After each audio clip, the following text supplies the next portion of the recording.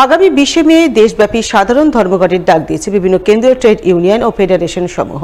তাই আসন্ন ধর্মঘট সফল করতে মালদায় পথে নামলেন রাজ্য কোঅর্ডিনেশন কমিটির সদস্যরা। তারা জেলা প্রশাসনিক আধিকারিকদের ধর্মঘট সংক্রান্ত নোটিশ দিয়ে এদিন মালদায় পথে নামেন।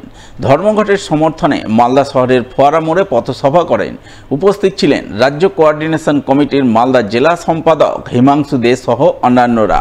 তারা ধর্মঘটের বিভিন্ন দাবি দাওয়া তুলে ধরে ধর্মঘটের সমর্থনে প্রচারাভিযান চালান।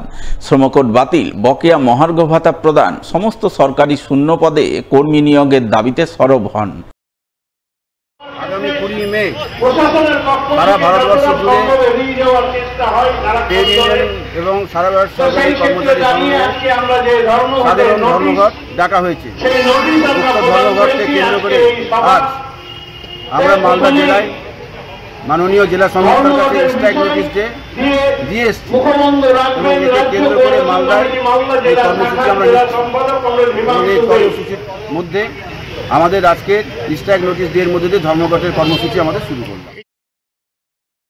মালদায় আইন শৃঙ্খলার অবনতির প্রতিবাদ সহ একাধিক দাবি দাওয়া নিয়ে জেলা পুলিশ সুপারের অফিসে ডেপুটেশন। মঙ্গলবার ডেপুটেশন কর্মসূচি পালন করল ভারতের কমিউনিস্ট পার্টির রেড স্টার। ডেপুটেশন কর্মসূচি পালনে নেতৃত্ব দিলেন সংগঠনের মালদা জেলা সম্পাদক চন্দ্রকান্ত দাস সহ অন্যান্যরা। মালদা জেলার আইন শৃঙ্খলা একদম ভেঙে পড়েছে, তারই প্রতিবাদে আজকে এসপি সাহেবের কাছে আমরা এসেছি।